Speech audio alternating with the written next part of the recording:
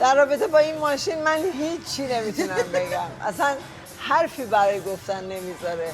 یه موتور 6.5 لیتری تنفس طبیعی 12 لیتر که قدرت معادل 750 اسب بخار تولید میکنه و از گشتاورش هم دیگه نمیتونم بگم 1000 نیوتن متر گشتاوره.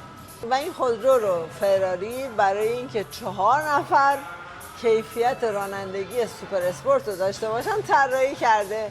تفاوت توضیح دادن ایشون با توضیح دادن من نهایتا یه رنگ میگم یه مدل.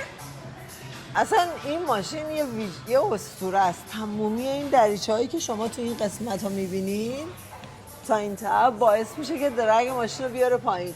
شیب سقف که به سمت انتها بسیار خوابیده شده باعث میشه که جریان هوا سریعا به قسمت عقب بره. یه بالچه عقب داریم باعث میشه که داونفورس ایجاد کنه. اصلا ایرودینامیکی که تو این ماشین میبینی قابل مقایسه با ماشین بغلیمون که اوروس هست نیست و هیچ کس اجازه نمیدن ماشین رو روشن کنن.